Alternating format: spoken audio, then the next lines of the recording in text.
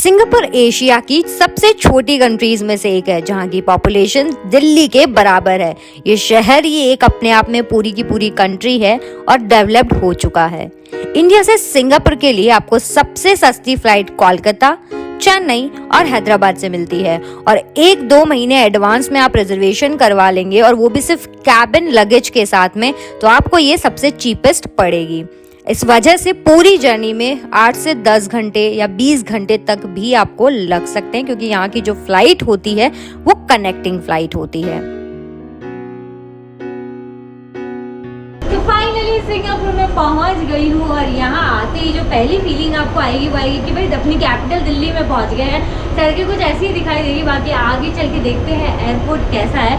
Malaysia से यहाँ पे पहुँचने में सिर्फ 1 घंटा लगा, मतलब बहुत ही कम दूरी की ये फ्लाइट थी।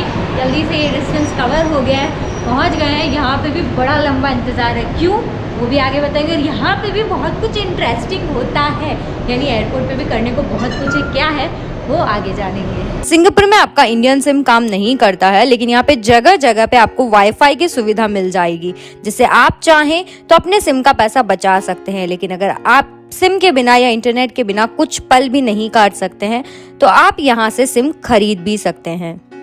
सिंगापुर में सभी लोगों को इंग्लिश समझ में आती है, इसलिए आपके लिए यहाँ पे किसी से भी बात करना या कुछ भी समझना बहुत ही आसान हो जाएगा। यहाँ के साइन बोर्ड्स पे भी इंग्लिश लैंग्वेज ही यूज होती है। पूरी रात मैं यहीं पे यानी एयरपोर्ट पे ही थी। खैर, बात करते हैं यहाँ पे थोड़ा करेंसी वगैरह के बारे में। आप अगर जैसे ही सिंगापुर एयरपोर्ट पे लैंड होते हैं और करेंसी एक्सचेंज करवाना चाहते हैं, अपने पास में कुछ रखना चाहते हैं, तो आप एयरपोर्ट से ले सकते हैं। हालांकि एयरपोर्ट पे ये सारी सर्विसेज जो है वो एक्स्ट्रा आपको पे करके ही मिलती है। ऑब्वियसली अगर आपको किसी भी ऐसे पॉइंट पे मिल रही है जहाँ पे सबसे ज़्यादा नीड है, तो वो थोड़ी कॉस्टली तो होगी, बट फिर भी यहाँ से आप $100 तक कैरी कर सकते हैं सेफ़र साइड पे, ताकि आपको कुछ प्रॉब्लम ना हो। और फिर बाकी का जो एक्सचेंज है वो बाहर जाके करवा सकते हैं। उसके बाद बात करते हैं यहाँ के सिम कार्ड की। सिम कार्ड जो है आपको मिल जाता है, अगर आप क्लुक जैसे ऐप से या किसी भी बाहर वाली शॉप से बाय करते हैं तो $12 तक में आपको मिल जाता है। वहीं अगर आप एयरपोर्ट से लेते हैं तो $50 तक का खर्च आपको करना पड़ सकता है। अब कौन सा नेटवर्क अच्छा है, कौन सा सिम यहाँ पे काम करता है, यहाँ पे एक ऐसा सिम कार्ड भी है जो ट्रैवलर्स के लिए बनाया हुआ है, जो ट्रैवलिंग के लिए आते हैं उनको फ्री राइड्स कुछ मिल जाए। वो सारी चीज़ें क्या है वो बाद में जानेंगे। फिलहाल जो एयरपोर्ट पे ऑप्शन है वो $50 तक की प्राइस आपको लग जाती है, तो मुझे नहीं लगता किसी को भी आते ही नीड होती है। यहाँ पे वाईफाई होता है, अगर आप अपने नियर एंड डियर वंस को कॉल करना चाहते हैं तो यहाँ से वाईफाई से मतलब नॉर्मल कॉल कर सकते हैं और बाहर जाके सिम ले, वही आपके लिए बेटर है। या फिर जो एप्लीकेशंस होते हैं उनके थ्रू अगर आप प्रायर बुकिंग करवाना चाहते हैं तो आप वहाँ यहाँ बैठ कर भी आराम से उससे भी बुक कर सकते हैं। तो कुछ इस तरह से सिम कार्ड और करेंसी का रहेगा। बाकी क्या चीज़ें हैं वो चल के देखते हैं। फ़िलहाल एयरपोर्ट पे मैं हूँ और एयरपोर्ट से करने जा रही हूँ कुछ इंटरेस्टिंग सी एक्टिविटीज़। एयरपोर्ट पे ये लिया हुआ है चिप्स। कितने का है? यहाँ पे खाना अगर आप आ रहे हैं 9:30 बजे के बाद तो आपको नहीं मिलेगा। मैंने लिया है चिप्स, जो कि नहीं मालूम, इसका मैक्स है। मैं पेमेंट करता हूँ तो कहाँ से मालूम रहेगा इनको। देखो कैसे खा रही है जानवरों की तरह। तो मैं ये चक्कर से ये पक्का वेज है, वेज है क्योंकि आलू वाला है।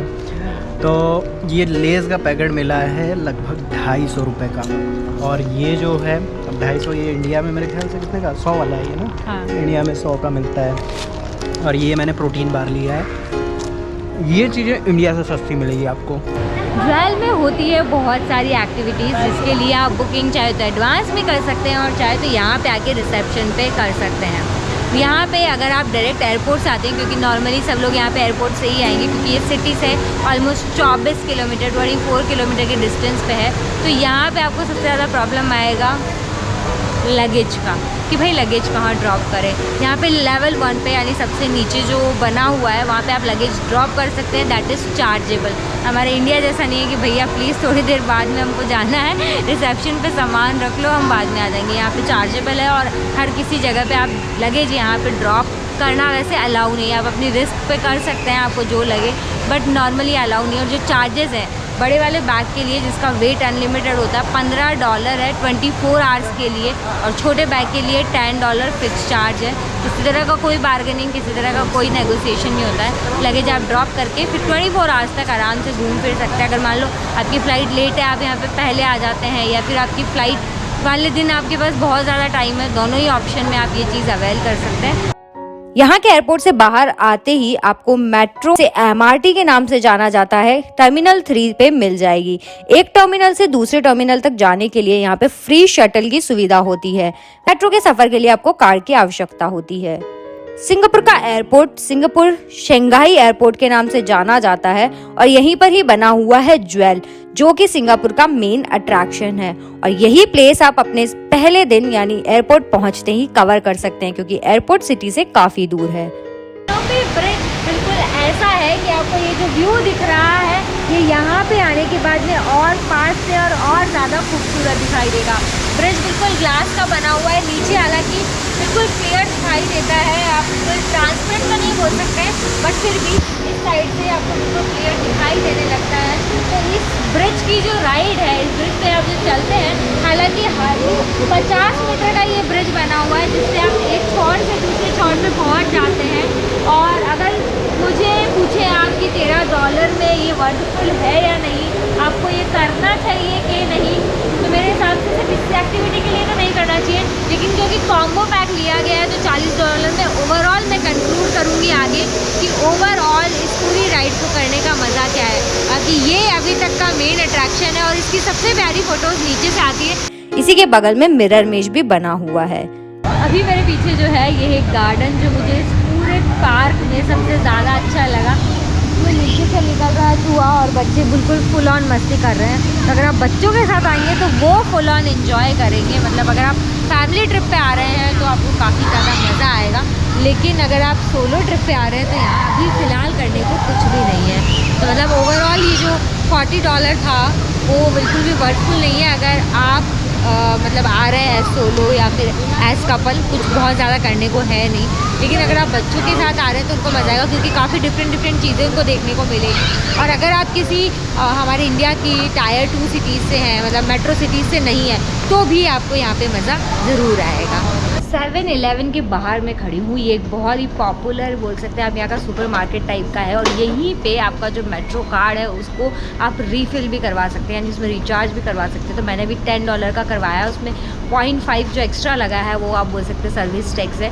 तो जब भी करवाएं तो थोड़ा ज़्यादा अमाउंट का करवा ले एक साथ, ताकि आपका एक ही बार में काम हो जाए। मैं सजेस्ट करूँगी अगर $20 आपने करवा लिया तो 3 दिन का काम आपका आसानी से हो जाना चाहिए। और आपको हर कुछ दूरी पर ये स्टोर मिल जाता है।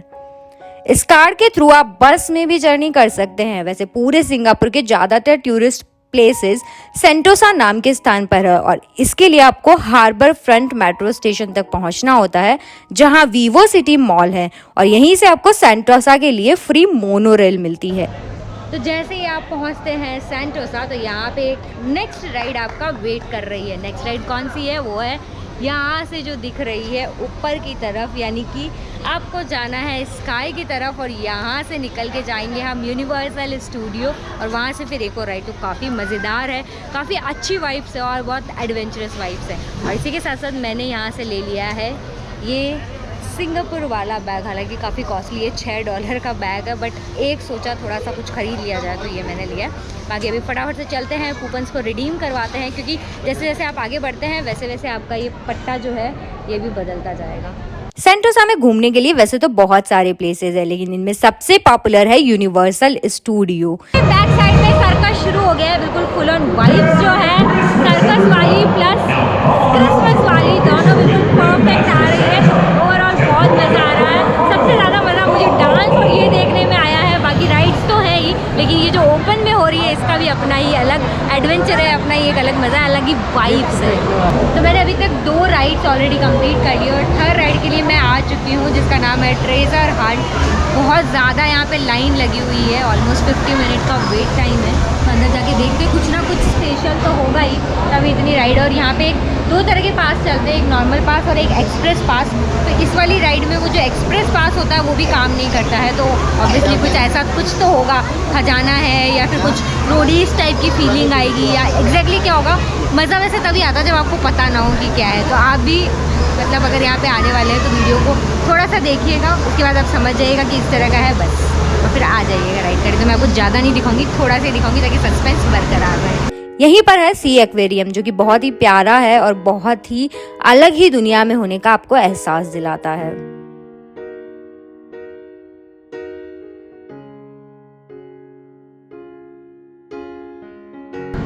सी एक्वेरियम जिसकी जो टाइमिंग है वो शाम के 5 बजे तक है, यानी 10 से 5 ये ओपन रहता है। इसकी एंट्रेंस पे मैं आ चुकी हूँ, इसकी प्राइस कितनी है वो भी मैं आपको बताती हूँ।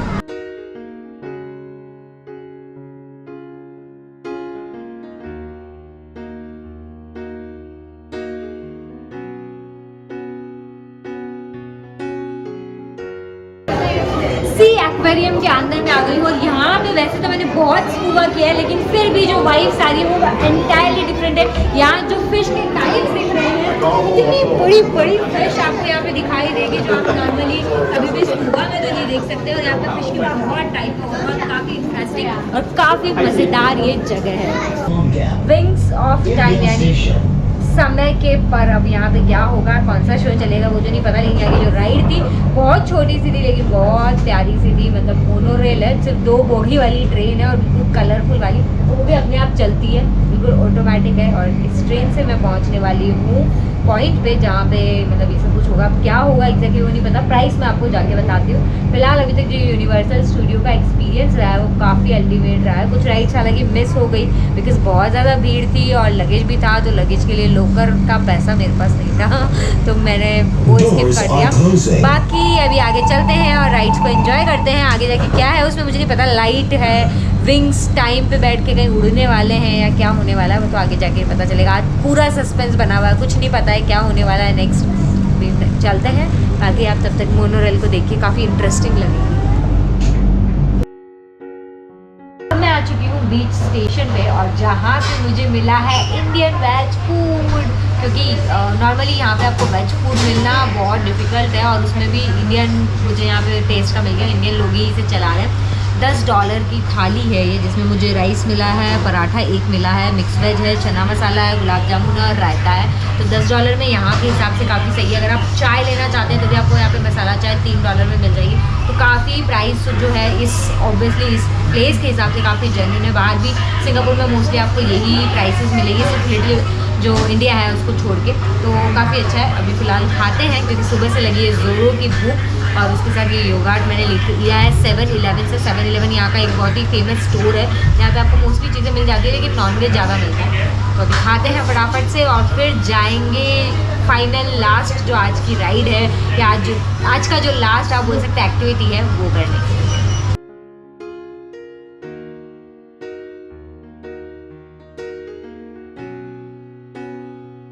तो अभी विंग्स ऑफ टाइम के लिए सब लोग आगे बैठ चुके हैं। 7:30 इसका टाइम है, 7:30 पे स्टार्ट होता है, 10:30 पे क्लोज हो जाता है। अब यहाँ शो क्या है जो देख के लग रहा है, वो लग रहा है जो लाइट एंड साउंड शोज हम देखते हैं उसी टाइप का कुछ स्ट्रक्चर्स देख के लग रहा है। बाकी एग्जैक्ट क्या होगा ऐसा सच पता नहीं है। यहाँ पे जो टिकट का प्राइस है वो भी मैं आगे डिस्क्लोज करूँगी। पहले ये देखते हैं कि ये शो कैसा जाता है, इसके बेसिस पे मैं बताऊँगी कि टिकट का प्राइस वर्थफुल है या नहीं है।